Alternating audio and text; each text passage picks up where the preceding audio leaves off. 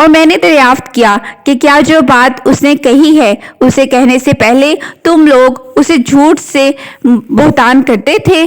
تو تم نے بتایا کہ نہیں، اور میں اچھی طرح جانتا ہوں کہ ایسا نہیں ہو سکتا کہ وہ لوگوں پر تو جھوٹ نہ بولے اور اللہ پر جھوٹ بولے۔ میں نے یہ بھی دریافت کیا کہ بڑے لوگ اس کی پیروی کر رہے ہیں یا کمزور؟ تو تم نے بتایا کہ کمزوروں نے اس کی پیروی کی ہے، اور حقیقت یہ ہے کہ یہی لوگ پیغمبروں کے پیروکار ہوتے ہیں۔ میں نے پوچھا کہ کیا اس دین میں داخل ہونے کے بعد کوئی شخص مرتد بھی ہوتا ہے؟ تو تم نے بتایا کہ نہیں، اور حقیقت یہ ہے کہ ایمان کی بشاشت جب دلوں میں گھس جاتی ہے تو ایسا ہی ہوتا ہے۔ اور میں نے دریافت کیا کہ کیا وہ بدعہدی بھی کرتا ہے؟ تو تم نے بتایا کہ نہیں، اور پیغمبر ایسے ہی ہوتے ہیں، وہ بدعہدی نہیں کرتے۔ میں نے یہ بھی پوچھا کہ وہ کن باتوں کا حکم دیتا ہے؟ تو تم نے بتایا کہ وہ تمہیں اللہ کی عبادت کرنے اور اس کے ساتھ کسی چیز کو شریک نہ ٹھہرانے کا حکم دیتا ہے، بت پرستی سے منع کرتا ہے، اور نماز، سچائی اور پرہیزگاری اور پاک دامنی کا حکم دیتا ہے۔ تو جو کچھ تم نے بتایا ہے اگر وہ صحیح ہے تو یہ شخص بہت جلد میرے ان دونوں قدموں کی جگہ کا مالک ہو جائے گا۔ میں جانتا تھا کہ یہ نبی آنے والا ہے، لیکن میرا یہ گمان نہ تھا کہ وہ تم میں سے ہوگا۔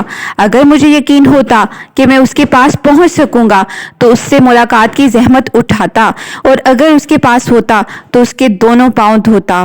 اس کے بعد ہرقل نے رسول اللہ صلی اللہ علیہ وآلہ وسلم کا خط منگوا کر پڑھا۔ جب خط پڑھ کر فارغ ہوا تو وہاں آوازیں بلند ہوئیں اور بہت شور مچا۔ ہرقل نے ہمارے بارے میں حکم دیا اور ہم باہر کر دیے گئے۔ جب ہم لوگ باہر لائے گئے تو میں نے اپنے ساتھیوں سے کہا کہ ابو کبشہ کے بیٹے کا معاملہ بڑا زور پکڑ گیا۔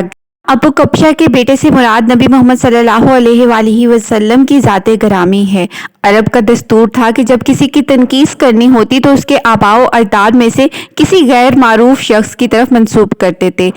بہرحال ابو سفیان نے کہا کہ ابو کبشہ کے بیٹے کا معاملہ بڑا زور پکڑ گیا ہے، اس سے تو رومیوں کا بادشاہ ڈرتا ہے۔ اس کے بعد مجھے برابر یقین رہا کہ رسول اللہ صلی اللہ علیہ وآلہ وسلم کا دین غالب آ کر رہے گا، یہاں تک کہ اللہ تعالیٰ نے میرے اندر اسلام کو جاگزیں کر دیا۔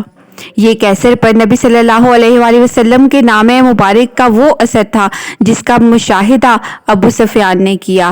غیر مسلم ہو کر بھی اسے نبی محمد صلی اللہ علیہ وآلہ وسلم کی ذات کا اعتراف کیا، اور ہم نبی محمد صلی اللہ علیہ وآلہ وسلم پر ایمان لانے کا دعویٰ کرتے ہیں، لیکن پھر بھی جہالت کی پستیوں میں گرے ہوئے ہیں، کیونکہ ہم نے قرآن پاک اور سیرت النبی دونوں چیزوں کو چھوڑ دیا ہے۔ بھلنے کا وقت ہے۔ خود کو اگر ہم نے زوال کی پستیوں سے نکالنا ہے اور اپنی دین، دنیا اور آخرت ان سب چیزوں کو سنبھالنا ہے تو اس کے لیے ہمیں قرآن اور سنت دونوں کو تھامنا ہوگا۔